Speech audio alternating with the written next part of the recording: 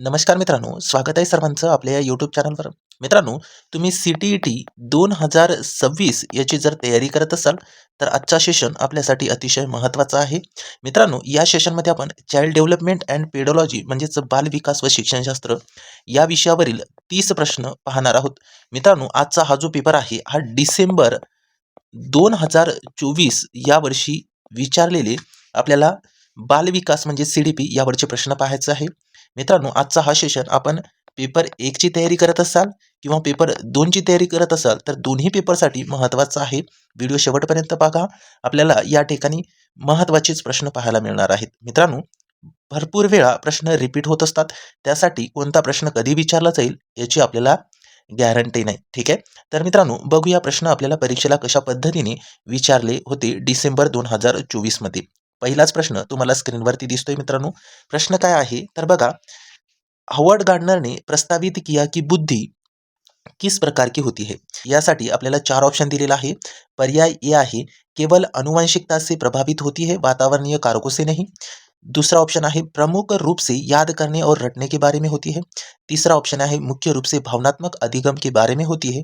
चौथा ऑप्शन आहे, को अलग अलग प्रकार से विभाजित किया जाता है. मित्रांनो, या प्रश्नाचं अचूक उत्तर असणार आहे पर्याय डी, को अलग अलग प्रकार से विभाजित किया जाता है. ये हॉवर्ड गार्डनर ने प्रस्तावित किया की बुद्धी जो की अलग अलग प्रकार से विभाजित किया जा सकता है. ठीक आहे. आता याच्यानंतर प्रश्न क्रमांक दुसरा बघायचा आपल्याला. काय विचारलं होतं परीक्षेला तर बघू शकता तुम्ही स्क्रीनवरती आपल्याला दिलेला आहे. प्रश्न असा आहे मित्रांनो, की प्रगतिशील शिक्षा क्या है. प्रगतिशील शिक्षा क्या है याच्यासाठी 4 ऑप्शन दिले होते. कोणते ऑप्शन आहे तर शिक्षा के प्रति एक दृष्टिकोन जो व्यक्तिगत शिक्षा और छात्र केंद्रित कक्षाओं पर जोर देता है. पर्याय 2 होता कि शिक्षण की एक विधि जो मानक पाठ्यचर्या के सख्त पालन पर जोर देती है. ऑप्शन तीसरा होता शिक्षण का एक तरीका जो कक्षा में प्रायोगिक और मल्टीमीडिया के अधिकतम उपयोग पर जोर देता है. आणि चौथा ऑप्शन होता शिक्षा के प्रति एक दृष्टिकोन जो अनुशासन और रट्टा मारने पर जोर देता है. प्रगतिशील शिक्षा हे क्या है. मित्रांनो, या प्रश्नाचं अचूक उत्तर असणार आहे पर्याय 1, शिक्षा के प्रति एक दृष्टिकोन जो व्यक्तिगत शिक्षा और छात्र केंद्रित कक्षाओं पर जोर देता है, ये प्रगतिशील शिक्षा है. ठीक आहे. आता याच्यानंतर पुढचा प्रश्न, प्रश्न क्रमांक 3, अजर्शन आणि रिझन वर होता. आता याच्यामध्ये अजर्शन काय दिलेलं आहे आणि रिझन काय आहे ते आपल्याला या ठिकाणी प्रश्नावरून लक्षात येते मित्रांनो. यालाच आपण अभिकथन असं म्हणत असतो. अभिकथन मध्ये दिलेलं आहे की माध्यमिक विद्यालय में लड़कियां अक्सर चुप रहती है और कक्षा की चर्चाओं में उनकी गैर भागीदारी हो सकती है. हे असं अभिकथन होतं. आता याच्यावरती कारण म्हणजे जर रिझन काय दिलेलं आहे की अनुवांशिक बनावट को देखते हुए लड़कियां माध्यमिक विद्यालयों में चुनौतीपूर्ण पाठ्यचर्या को समझने और उनका सामना करने में सक्षम नाही होती. तर मित्रांनो, या प्रश्नाचं अचूक उत्तर काय असणार आहे पर्याय 2 असणार आहे. ए सही है लेकिन आर गलत है. म्हणजेच काय तर अभिकथन हे बरोबर आहे, परंतु त्याचं जो कारण आहे हे चुकीचं आहे असं आपल्याला या ठिकाणी या प्रश्नाचं उत्तर दिलेलं आहे. त्याच्यानंतर चौथा प्रश्न तुम्हाला स्क्रीनवरती दिसतोय मित्रांनो. प्रश्न क्रमांक 14 विचारलं होतं की मूल्यांकन की प्रकृति डॅश डॅश होनी चाहिए और मूल्यांकन का कार्य डॅश डॅश होना चाहिए. ठीक आहे. तर यासाठी आपल्याला ऑप्शन दिले होते. पर्याय ए मध्ये बघू शकता वस्तुनिष्ठ मानकीकृत. पर्याय 2 होतं गतिशील मानकीकृत. पर्याय 3 होतं वास्तुनिष्ठ प्रामाणिक आणि पर्याय 4 होतं गतिशील की प्रामाणिक. मित्रांनो, या प्रश्नाचं अचूक उत्तर काय असणार आहे तर आपल्याला या ठिकाणी पर्याय डी मध्ये पाहायला मिळते की गतिशील आणि प्रामाणिक. मूल्यांकन की प्रकृति एक गतिशील होनी चाहिए और मूल्यांकन का कार्य एक प्रामाणिक होना चाहिए. हे असं या ठिकाणी आपल्या प्रश्नाचं उत्तर पाहायला मिळतं मित्रांनो. ठीक आहे. याच्यानंतर परत 5वा प्रश्न आपल्याला अजर्शन आणि रिझन वरती होतं, म्हणजे अभिकथन आणि कारण वरती होतं. ओके. आता या ठिकाणी आपल्याला बघायचं आहे अभिकथन काय दिलेलं आहे तर ऐसा उपयुक्त माना जाता है कि अधिगम के लिए आकलन करते समय मानकीकृत परीक्षणों पर निर्भर नहीं करना चाहिए. याच्यासाठी कारण होतं. कारण काय आहे रिझन की निकष संदर्भित परीक्षण में प्राप्त अंकों की तुलना एक निर्धारित प्रदर्शन मानक से की जाती है. तर या ठिकाणी अभिकथन आणि कारण, तर आपल्याला या ठिकाणी प्रश्नाचं अचूक उत्तर पर्याय 1 मध्ये पाहायला मिळतो की ए और आर दोनों सही है लेकिन ए की आर सही व्याख्या नाही करते. म्हणजेच काय, तर या अभिकथनचा जो कारण आहे हे याची व्याख्या या ठिकाणी याच्याशी रिलेटेड नाही, म्हणून आपल्या प्रश्नाचं उत्तर पर्याय 1 आहे. ओके. याच्यानंतर पुढचा प्रश्न, प्रश्न क्रमांक 6 बघायचा आहे आपल्याला. काय विचारलं होतं परीक्षेला, तर आपल्याला स्क्रीनवरती दिसतोय मित्रांनो. प्रश्न असा होता की निम्नलिखित में से कौन सा एक ऐसा प्रश्न का उदाहरण है जो छात्रों में विश्लेषणात्मक कौशल को बढ़ावा देता है. मित्रांनो, यासाठी 4 ऑप्शन होते. तर ऑप्शन मध्ये आपल्याला पर्याय 1 दिसतो की स्तनधारियों के प्रमुख लक्षणों की व्याख्या कीजिए. त्याच्यानंतर ऑप्शन 2 होतं, स्तनधारियों ने अपने वातावरण के लिए ऐसा अनुकूलित किया है. पर्याय 3 होतं, पाठ्यपुस्तक में दिए गए स्तनधारियों के कुछ उदाहरण तथा कुछ गैर उदाहरण बताइए. और ऑप्शन 4 होतं की एक स्तनपायी की परिभाषा क्या आहे. मित्रांनो, या प्रश्नाचं अचूक उत्तर काय असणार आहे, तर आपल्याला या ठिकाणी पर्याय 3 मध्ये पाहायला मिळतो, पाठ्यपुस्तक में दिए गए स्तनधारियों के कुछ उदाहरण तथा कुछ गैर उदाहरण बताइए. यानी ऐसा प्रश्न का उदाहरण है जो छात्रों में विश्लेषणात्मक कौशल को बढ़ावा देता है. म्हणजेच काय, तर याच्यामध्ये विश्लेषणात्मक कौशल्याला काय करतात, तर बढ़ावा देतात मित्रांनो. ठीक आहे. त्याच्यानंतर पुढचा प्रश्न बघायचा आहे, प्रश्न क्रमांक 7 नंबरचा. प्रश्न 7वा काय विचारलं होतं, तर परत आपल्याला या ठिकाणी स्टेटमेंट आणि अजर्सन आणि रिझन वरती प्रश्न होतं, जशी की अभिकथन आणि कारक. ओके. आता यामध्ये बघा, अभिकथन काय दिलेलं आहे की एक समावेशी कक्षा में विभेदित निर्देशक का पालन नहीं करता है. यानी an inclusive classroom does not offer differentiated instruction. मित्रांनो, याच्यासाठी आपल्याला कारण दिलेलं आहे, रिझन दिलेला आहे की समावेशन एक नीति है जो एक जैसे सीखने के लक्ष्यों, रणनीतियों और मूल्यांकन विधियों में प्रदान करके समान अवसरों पर जोर देती है. आता याच्यामध्ये जे अभिकथन आहे हे बरोबर आहे की कारण याचा जो दिलेला आहे ते पण बरोबर आहे. तर या ठिकाणी आपल्या प्रश्नाचं करेक्ट उत्तर असणार आहे पर्याय 3, ए और आर दोनों गलत आहे. म्हणजे काय, तर याच्यामध्ये अभिकथन आणि कारण हे दोन्ही चुकीचे आहे, रॉंग आहे मित्रांनो. ठीक आहे. आता याच्यानंतर पुढचा प्रश्न बघायचा आहे. काय विचारलं होतं, 8 नंबरचा प्रश्न आपल्याला स्क्रीनवरती दिसतोय. प्रश्न असा होता की व्यक्ति प्रथम भाषा का उपयोग जैसे कि अधिगम अक्षम छात्रों के बजाय अधिगम अक्षमता वाले छात्रों के संबोधन का उपयोग करना. ठीक आहे. आता यासाठी आपल्याला 4 ऑप्शन दिले होते. ऑप्शन 1 बघा, समावेशन के मानवाधिकार दृष्टिकोन के अनुरूप है. ऑप्शन 2 होतं, अक्षमता के चिकित्सक मॉडल पर जोर देता है.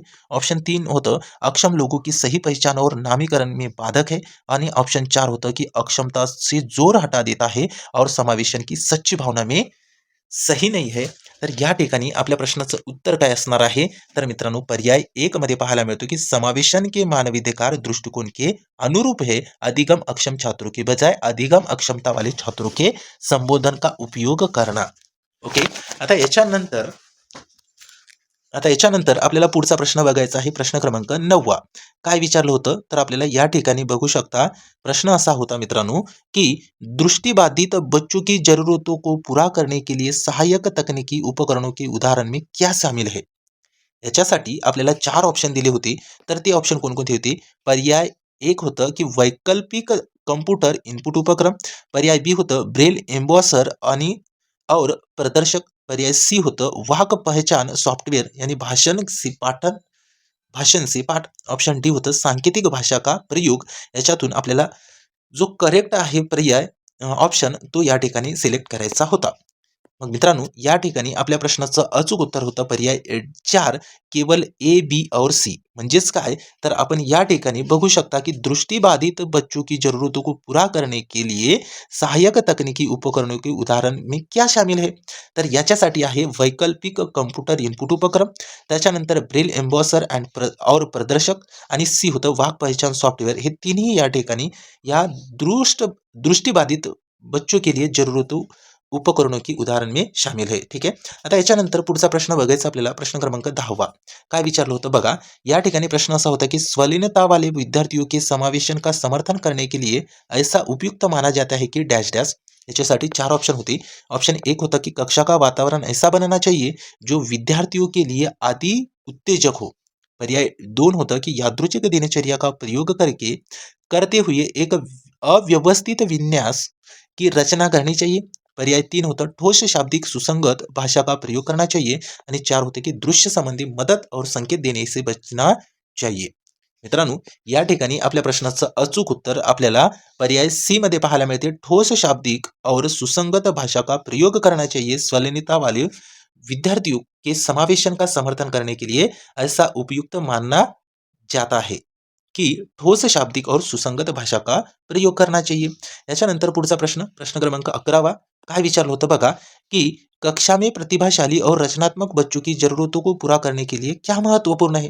याच्यासाठी आपल्याला 4 ऑप्शन दिले होते। पर्याय 1 होता कि उन्हें विस्तृत और स्पष्ट निर्देश प्रदान करें। पर्याय 2 होता सुनिश्चित करें कि अपने साथियों की तुलना में उच्च ग्रेड प्राप्त करें। पर्याय 3 होता भावनात्मक आवश्यकताओं के बजाय उनकी संज्ञानात्मक आवश्यकताओं को प्रधानता दे। आणि ऑप्शन 4 होतं उन्हें सीखने की प्रक्रिया में व्यस्त रखे और उनकी दिलचस्पी बनाए रखे। काय असेल या प्रश्नाचं अचूक उत्तर? तर आपल्याला पर्याय डी मध्ये पाहायला मिळतो की उन्हें सीखने की प्रक्रिया में व्यस्त रखे और उनकी दिलचस्पी में बनाए रखे। ये कक्षा में प्रतिभाशाली और रचनात्मक बच्चों की जरूरतों को पूरा करने के लिए महत्वपूर्ण है। ठीक आहे, आता याच्यानंतर आपल्याला पुढचा प्रश्न बघायचा आहे। 12 नंबरचा प्रश्न परीक्षेला काय विचारलं होतं बघू शकता। तर या ठिकाणी प्रश्न होता की कक्षाओं में छात्रों की असफलता से शिक्षिकाओं को किस प्रकार निपटना चाहिए? याच्यासाठी आपल्याला 4 ऑप्शन दिली होती। पर्याय 1 होता कि अनुत्तीर्ण छात्रों को सुधार और अत्यधिक सुधार के। पर्याय 2 होता कि बुद्धि का आकलन करने के लिए अनुत्तीर्ण छात्रों के लिए मानकीकृत बुद्धि परीक्षणों का संचालन करके। पर्याय 3 होता कि छात्रों की जाति की पहचान करके उनके माता को घर पर अतिरिक्त सहायता प्रदान करने के लिए कहकर। आणि पर्याय 4 होता कि अपनी खुद की शैक्षणिक रणनीतियों को अवलोकनात्मक परीक्षण करके। मित्रांनो, या प्रश्नाचं अचूक उत्तर काय असणार आहे? तर पर्याय डी मध्ये पाहायला मिळतो अपनी खुद की शैक्षणिक रणनीतियों का अवलोकनात्मक परीक्षण करके कक्षाओं में छात्रों की असफलता से शिक्षिकाओं को इस प्रकार पर निपटना चाहिए। ठीक आहे, त्याच्यानंतर 13 नंबरचा प्रश्न बघायचा आपल्याला। बघा परीक्षेला काय विचारलं होतं। तर प्रश्न असा होता की रचनावादी अधिगम में पूर्व ज्ञान की भूमिका क्या है? रचनावादी अधिगम में पूर्व ज्ञान की भूमिका क्या है? याच्यासाठी आपल्याला 4 ऑप्शन दिले होते। पर्याय 1 होतं की संबंध बनाने और नए अधिगम को सुगम बनाने के लिए पूर्व ज्ञान महत्वपूर्ण है। ऑप्शन बी होतं पूर्व ज्ञान केवल उन्नत शिक्षार्थियों के लिए महत्वपूर्ण है जो पहले से ही विषय से परिचित है। ऑप्शन 3 होतं पूर्व ज्ञान केवल उन शिक्षार्थियों के लिए महत्वपूर्ण है जिसके पास उच्च स्तर की अतिरिक्त अभिप्रेरणा है। आणि ऑप्शन 4 होतं मित्रांनो पूर्व ज्ञान सीखने की प्रक्रिया में बाधा बन सकता है क्योंकि बच्चे बहुत सारी भ्रांतियों के साथ स्कूल में आते हैं। मित्रांनो, या प्रश्नाचं अचूक उत्तर काय असणार आहे? तर पर्याय ए मध्ये पाहायला मिळतो की संबंध बनाने और नए अधिगम को सुगम बनाने के लिए पूर्व ज्ञान महत्वपूर्ण है। रचनावादी अधिगम में पूर्व ज्ञान की ये भूमिका होती है। ठीक आहे, आता याच्यानंतर पुढचा प्रश्न, प्रश्न क्रमांक 14 बघायचा आपल्याला। प्रश्न काय विचारलं होतं बघा। तर या ठिकाणी एक रचनावादी कक्षा में शिक्षक छात्रों को स्वनिर्देशित शिक्षार्थी बनने में कैसे सहायता कर सकते हैं? मित्रांनो, याच्यासाठी आपल्याला 4 ऑप्शन दिली होती। ऑप्शन ए होतं कि सभी सीखने की कार्यों के लिए स्पष्ट लक्ष्य और उद्देश्य की निर्धारित करके। पर्याय 2 होतं छात्रों को अपने स्वयं सीखने की जिम्मेदारी लेने और स्वनियमन कौशल विकसित करने के लिए प्रोत्साहित करके। आणि ऑप्शन 3 होतं सभी सीखने के कार्यों के लिए विस्तृत निर्देशात्मक निर्देश प्रदान करके। आणि ऑप्शन 4 होतं छात्रों को एक दूसरे से बेहतर प्रदर्शन करने हेतु अभिप्रेरित करने के लिए लगातार प्रतिपुष्टि और ग्रेड प्रदान करके। काय असेल या प्रश्नाचं उत्तर? मग पर्याय बी मध्ये पाहायला मिळतो मित्रांनो की छात्रों को अपने स्वयं के सीखने की जिम्मेदारी लेने और स्वनियमन कौशल विकसित करने के लिए प्रोत्साहित करके एक रचनावादी कक्षा में शिक्षक छात्रों को स्वनिर्देशित शिक्षार्थी बनाने में ऐसी सहायता कर सकते हैं। ठीक आहे, आता याच्यानंतर आपल्याला पुढचा प्रश्न, प्रश्न क्रमांक 15 बघायचा आहे। प्रश्न काय विचारलं होतं बघा परीक्षेला। तर आपल्याला या ठिकाणी परत अभिकथन आणि कारण म्हणजे स्टेटमेंट आणि अजर्सन आणि रिझन याच्यावरती प्रश्न होता। अभिकथन मध्ये होतं मित्रांनो की एक माध्यमिक विद्यालय की शिक्षिका अपनी कक्षा के छात्रों को बेहतर ढंग से समझने के लिए उनके माता पिता के साथ नियमित संपर्क में रहती है। आणि याच्यावरती आपल्याला कारण दिलेलं आहे। रिझन काय होतं की समुदायों को यह निर्देशित करना चाहिए कि बच्चों को कैसे और क्या सीखना चाहिए। आता अभिकथन आणि कारण हे दोन्ही बरोबर आहे का? तर या ठिकाणी आपल्या प्रश्नाचं उत्तर पर्याय डी मध्ये पाहायला मिळते मित्रांनो की या प्रश्नाचं उत्तर आपल्याला असं दिलेलं आहे की ए और आर दोनों सही आहे। म्हणजेच काय, तर अभिकथन आणि कारण म्हणजे दोन्ही या ठिकाणी बरोबर आहे तथा ए की आर ही सही व्याख्या करत आहे। म्हणजे अभिकथनचं जो कारण आहे हे या ठिकाणी त्याची व्याख्या बरोबर करत आहेत, असं या ठिकाणी आपल्या प्रश्नाचं उत्तर पाहायला मिळते। आता याच्यानंतर प्रश्न क्रमांक 16 बघा काय विचारलं होतं। तर प्रश्न असा होता की मित्रांनो शिक्षार्थियों के समस्या समाधान कौशलों को उन्नत करने के लिए शिक्षकों को डैश को प्रोत्साहित करना चाहिए और शिक्षार्थियों के बीच डैश चिंतन को बढ़ावा देना चाहिए। मित्रांनो यासाठी आपल्याला 4 ऑप्शन दिले होते. पर्याय 1 आहे कार्यात्मक स्थिरता आणि अपसारी, पर्याय 2 आहे साधन अंत विश्लेषण अभिसारी, पर्याय 3 आहे मौखिकरण आणि सादृश्यात्मक आणि पर्याय 4 आहे विश्वास दृढता आणि पारस्परिक. मित्रांनो या ठिकाणी आपल्या प्रश्नाचं उत्तर आपल्याला पर्याय सी मध्ये पाहायला मिळतो कि मौखिकीकरण आणि सादृश्यात्मक शिक्षार्थियों के समस्या समाधान कौशलों को उन्नत करने के लिए शिक्षकों को मौखिकरण को प्रोत्साहित करना चाहिए और शिक्षार्थियों के बीच सादृश्यात्मक चिंतन को बढ़ावा देना चाहिए. ठीक आहे. याच्यानंतर पुढचा प्रश्न क्रमांक 17 बघायचा आपल्याला. प्रश्न असा होता की अन्वेषण अधिगम्य छात्र डॅश डॅश. याच्यासाठी 4 ऑप्शन होते. ऑप्शन 1 बघायचं आपल्याला की विचारों की खोज और हेरफेर के माध्यम से दुनिया में लगातार नई खोज करते हैं.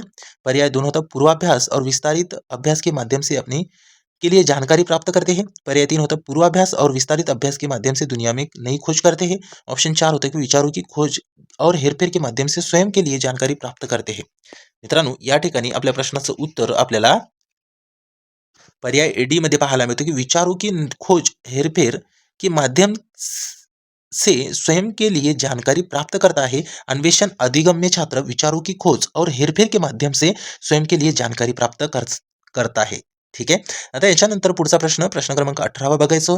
आपल्याला काय विचारलं होतं परीक्षेला तर बघा, यह महसूस करते हुए कि वह विज्ञान कक्षा में ध्यान नहीं दे रहे और इसीलिए वह संप्रत्यय को समझने में असमर्थ है, रमेश कक्षा में सबसे आगे बैठने का फैसला करता है ताकि वह ध्यान केंद्रित कर सके. रमेश सीखने की किस रणनीति का उपयोग कर रहा है. याच्यासाठी आपल्याला 4 ऑप्शन दिले होते. अभिसंधान, आलंबन, स्मृती सहायक विद्या और दोहराव. मित्रांनो या ठिकाणी आपल्या प्रश्नाचं अचूक उत्तर आपल्याला पर्याय ए मध्ये पाहायला मिळते अभिसंज्ञान. ठीक है. याची सीखने की इस रणनीति का उपयोग कर रहा है. ठीक आहे. आता याच्यानंतर पुढचा प्रश्न क्रमांक 19 बघायचा आपल्याला. काय विचारलं होतं तर बघा, संज्ञान के संदर्भ में भावनाओं के बारे में निम्नलिखित में से कौन सा कथन सही है. मित्रांनो आपल्या प्रश्नाचं उत्तर या ठिकाणी आपल्याला सुरुवातीला 4 पर्याय दिलेला आहे ते बघायचं आहे. भावनाओं की जानकारी की कुशल पुनर्प्राप्ति में मदद करती है लेकिन सीखने के लिए अभिप्रेरणा को प्रभावित नहीं करती. मित्रांनो या प्रश्नाचं अचूक उत्तर आपल्याला पर्याय बी मध्ये पाहायला मिळतो. भावनाएं संज्ञान के विभिन्न पहलुओं को नियंत्रित करती है, हालांकि इनके प्रभाव की मात्रा दिशा बहुत से कारकों पर निर्भर करती है. ठीक आहे. अशा पद्धतीने मित्रांनो आपल्याला जर दररोज आपल्या या YouTube चॅनलवरती मागील पेपरला विचारलेले प्रश्न जर बघायचे असेल तर आपल्या या YouTube चॅनलला सबस्क्राईब करायचं आहे. तुम्हाला दररोज जेवढे काही ऑफलाईन पेपर झालेले आहेत तर प्रत्येक पेपरमधील आपण या ठिकाणी प्रश्न बघणार आहोत. जसे की CDP असेल, मराठी व्याकरण असेल, त्याच्यानंतर विज्ञान असेल, त्याच्यानंतर मित्रांनो इंग्रजी व्याकरण असेल, मराठी व्याकरण असेल, त्याच्यानंतर मित्रांनो जे सोशल सायन्सवाले विद्यार्थी आहेत त्यांच्यासाठी सुद्धा आपण या ठिकाणी व्हिडिओज अपलोड करणार आहोत. त्यासाठी जास्तीत जास्त मित्रांपर्यंत आपल्या या व्हिडिओचे लिंक शेअर करायचं आहे आणि तुम्ही आपल्या चॅनलवरती नवीन असाल तर आपल्या चॅनलला सबस्क्राईब करून ठेवायचं आहे. तुम्हाला दररोज आपल्या या चॅनलवरती शिकायला मिळणार आहेत. तर याच्यानंतर पुढचा प्रश्न क्रमांक 20 बघायचा आपल्याला. काय विचारलं होतं बघा की शिक्षक छात्रों में आंतरिक प्रेरणा कैसे बढ़ा सकता है. मित्रांनो आपल्या या प्रश्नाचं अचूक उत्तर या ठिकाणी आपल्याला पर्याय सी मध्ये पाहायला मिळते. सीखने का आनंद पैदा करके शिक्षक छात्रों में आंतरिक प्रेरणा ऐसे बढ़ा सकते हैं. ठीक आहे. सीखने का आनंद पैदा करके बढ़ा सकते हैं. त्याच्यानंतर पुढचा प्रश्न क्रमांक 21 काय विचारलं होतं तर बघू शकता आपल्याला या ठिकाणी प्रश्न असा केला होता की निम्नलिखित में से कौन सा कथन आंतरिक और बाह्य अभिप्रेरणा के बीच संबंध का सही वर्णन करता आहे. म्हणजे इंट्रिन्सिक मोटिवेशन अँड एक्सट्रिन्सिक मोटिवेशन या दोन्ही यांचं सही वर्णन करतात.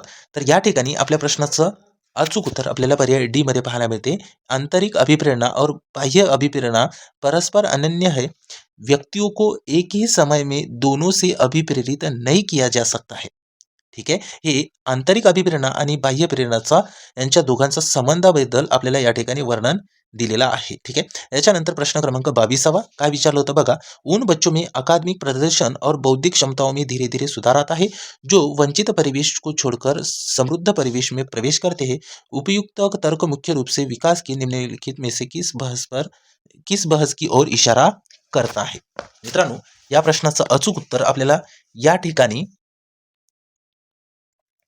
पर्याय ए मध्ये पाहायला मिळते. स्थिर बनाम बुद्धिशील. ठीक आहे. याच्यानंतर पुढचा प्रश्न परत आपल्याला या ठिकाणी अजर्सन आणि रिझन वरती प्रश्न विचारला होता. अभिकथन आणि कारण. अभिकथन काय दिलेलं आहे बघा की जब हम बचपन को एक ही श्रेणी के रूप में देखते हैं तो हम जेंडर, जातीयता, सामाजिक वर्ग के संबंध में बच्चों के बीच सामाजिक और सांस्कृतिक अंतर खो देते हैं. कारण दिलेलं आहे. रिझन असं आहे की बचपन एक सामाजिक संकल्पना आहे. मित्रांनो, या प्रश्नाचं अचूक उत्तर आपल्याला पर्याय डी मध्ये पाहायला मिळते. ए और आर दोनों सही है तथा ए आर की सही व्याख्या करता है. म्हणजे काय, अभिकथन हे कारणाची बरोबर व्याख्या करते. ओके. याच्यानंतर पुढचा प्रश्न, प्रश्न क्रमांक 24 बघा. निम्नलिखित में से कौन सा कारक जीन प्याजे द्वारा प्रस्तावित संज्ञान में परिवर्तन करने वाले कारकों में से नाही है. तर या ठिकाणी आपल्या प्रश्नाचं उत्तर आपल्याला पर्याय बी मध्ये पाहायला मिळते. सांस्कृतिक उपक्रम में से कारक जिन पेजी द्वारा प्रस्तावित संज्ञान में परिवर्तन करने वाले कारकों में से नाही. म्हणजे बाकीचे जे तिन्ही पर्याय आहेत ते आहेत. ओके. याच्यानंतर पुढचा प्रश्न परत आपल्याला अभिकथन आणि कारणवरती विचारलेला आहे. मित्रांनो, डिसेंबर 2024 मध्ये जास्तीत जास्त अजर्सन आणि रिझन वरतीच प्रश्न आलेले आहेत. ओके. आता या ठिकाणी आपल्याला प्रश्न काय विचारलेला आहे ते बघायचं आहे अभिकथन मध्ये, की जीन प्याजे ने माना की सीखने की प्रक्रिया पूरी तरह से आनुवंशिकता पर निर्भर है. त्याचं कारण या ठिकाणी दिलेलं आहे. रिझन असा आहे की विकास आनुवंशिकता और पर्यावरण के बीच पारस्परिक क्रिया का परिणाम है. मित्रांनो, काय असेल या प्रश्नाचा अचूक उत्तर, तर पर्याय ए असणार आहे. ए और आर दोनों सही है लेकिन ए आर की व्याख्या नाही करते. म्हणजे अभिकथन हे जे कारण दिलेलं आहे अभिकथनाची कारण म्हणजे व्याख्या करत नाहीत. ठीक आहे. त्याच्यानंतर पुढचा प्रश्न, प्रश्न क्रमांक 26 बघायचा आपल्याला. काय विचारलं होतं बघा. जीन प्याजे के अनुसार जब बच्चों अपनी मौजूदा संज्ञानात्मक रचनाओं के अनुसार नए अनुभव को नहीं समझ पाते हैं, वे डैश डैश अनुभव करते हैं और डैश डैश का सहारा लेते हैं. तर या ठिकाणी आपल्याला प्रश्नाचं उत्तर कशामध्ये पाहायला मिळतो, तर पर्याय डी मध्ये पाहायला मिळतो. असंतुलन अनुकूलन. ठीक है. याला डिसइक्विलिब्रियम आणि अडॅप्टेशन म्हणत असतो. जीन प्याजे के अनुसार जब बच्चे अपनी मौजूदा संज्ञानात्मक रचनाओं के अनुसार नए अनुभव को नहीं समझ पाते हैं तो वे असंतुलित अनुभव करते हैं और अनुकूलन का सहारा लेते हैं. ठीक आहे. हे या ठिकाणी आपल्या प्रश्नाचं करेक्ट उत्तर असणार आहे. याच्यानंतर पुढचा प्रश्न, प्रश्न क्रमांक 27 काय विचारलं होतं. जहां जीन पियाजे बच्चों को डैश डैश देखते हैं वही वायगोस्की बच्चों को डैश डैश देखते हैं. मित्रांनो, या ठिकाणी आपल्या प्रश्नाचं उत्तर पर्याय ए मध्ये पाहायला मिळतो, की विचारों के सक्रिय हेरफेर कर्ता के रूप में और सामाजिक संदर्भ में सक्रियकर्ता के रूप में. जहां जीन पियाजे बच्चों को विचारों के सक्रिय हेरफेरकर्ता के रूप में देखते हैं वहीं वायगोस्की बच्चों को सामाजिक संदर्भ में सक्रियकर्ता के रूप में देखते हैं. ठीक आहे. याच्यानंतर पुढचा प्रश्न, प्रश्न क्रमांक 28 प्रश्न. या ठिकाणी आपल्याला डिसेंबर 2024 मध्ये जेवढे काही सीडीपी वरचे प्रश्न होते मित्रांनो, थोडेसे अवघडच होते. ठीक आहे. 28 नंबरचा प्रश्न आहे. लॉरेंस कोहलबर्ग के सिद्धांत में नैतिक विकास की अवस्था के निर्धारक का डॅश के आधार क्या आहे. मित्रांनो, या ठिकाणी आपल्याला 3 पर्याय दिलेले होते. तर ते कोणते आहे तर बघू शकता. ए आहे व्यक्ति की आयु, बी आहे व्यक्ति द्वारा दिए गए उत्तर चोरी विपक्ष में, पर्याय सी आहे व्यक्ति की अनुक्रिया में अंतर्निहित तर्क. मित्रांनो, या ठिकाणी आपल्याला प्रश्नाचं उत्तर पर्याय ए मध्ये पाहायला मिळतो. सही विकल्प का चयन कीजिए. म्हणजे पर्याय ए मध्ये आहे ए और सी. ठीक आहे. याच्यानंतर पुढचा प्रश्न, प्रश्न क्रमांक 29 बघायचा आपल्याला. ले वायगोस्की के अनुसार संज्ञानात्मक विकास के मायने डॅश डॅश है. काय असेल या प्रश्नाचा अचूक उत्तर मग पर्याय डी मध्ये पाहायला मिळतो. मनोवैज्ञानिक उपकरणों के उपयोग में महारत हासिल करना ले वायगोस्की के अनुसार संज्ञानात्मक विकास के मायने है. त्याच्यानंतर पुढचा प्रश्न, प्रश्न क्रमांक 30 शेवटचा प्रश्न आहे. प्रश्न असा आहे की ले वायगोस्की के अनुसार शिक्षार्थियों की समीपस्थ विकास के क्षेत्र के माध्यम से प्रगति में मदद करने में डॅश डॅश की आवश्यक भूमिका आहे. मित्रांनो, या ठिकाणी आपल्या प्रश्नाचं उत्तर पर्याय ए मध्ये पाहायला मिळतं. अधिक जानकार अन्य. यालाच आपण प्रगती में मदत करणे में अधिक जानकार अन्य आवश्यक भूमिका आहे. ठीक आहे. अशा पद्धतीने 30 प्रश्न विचारले होते. प्रश्न थोडीशी अवघड होते. तरी मित्रांनो, आपण दररोज आपल्या या चॅनलवरती या ठिकाणी सराव करणार आहोत. 8 फेब्रुवारी रोजी आपले पेपर होणार आहे. तर 7 फेब्रुवारी पर्यंत आपल्याला दररोज आपल्या या इग्नाइट करिअर पॉईंट या यूट्यूब चॅनलवरती व्हिडिओज पाहायला मिळणार आहेत. आणि मित्रांनो, तुम्ही जर आपल्या या चॅनलवरती नवीन असाल किंवा आपल्या चॅनलला अजूनही सबस्क्राईब केलं नसेल तर आपल्या चॅनलला सबस्क्राईब करायचं आहे. तुम्हाला दररोज फ्रीमध्ये आपल्या या यूट्यूब चॅनलवरती शिकायला मिळणार आहेत. सोबतच सखोल विश्लेषणासह दुपारी 3 वाजता आपल्या या चॅनलवरती तुम्हाला व्हिडिओज पाहायला मिळणार आहेत. तुम्ही जर आपल्या या चॅनलला अजूनही सबस्क्राईब केलं नसेल इग्नाइट करिअर पॉईंट या यूट्यूब चॅनलला, तर मित्रांनो सबस्क्राईब करून ठेवा. तुम्हाला दररोज आपल्या या चॅनलवरती अंकगणित, बुद्धिमत्ता, जीके, जीएस आणि सोबतच मित्रांनो सीडीपी म्हणजे शिक्षक भरती सीटीईटी साठी लागणारे जेवढे काही महत्त्वाचे सब्जेक्ट आहेत त्या विषयावरती आपल्याला सराव करता येणार आहेत. सोबतच आपल्या टेलिग्राम ग्रुपला सुद्धा जॉईन करायचं आहे. त्याची लिंक मी व्हिडिओच्या डिस्क्रिप्शन बॉक्समध्ये दिलेली आहे. त्यासाठी तुम्हाला आपल्या या टेलिग्राम ग्रुपला जॉईन करायचं आहे आणि आपल्या या यूट्यूब चॅनलला सबस्क्राईब करून ठेवायचं आहे. मित्रांनो, भेटूया समोरच्या सेशनमध्ये अशाच पद्धतीचे व्हिडिओज घेऊन. Thank you so much.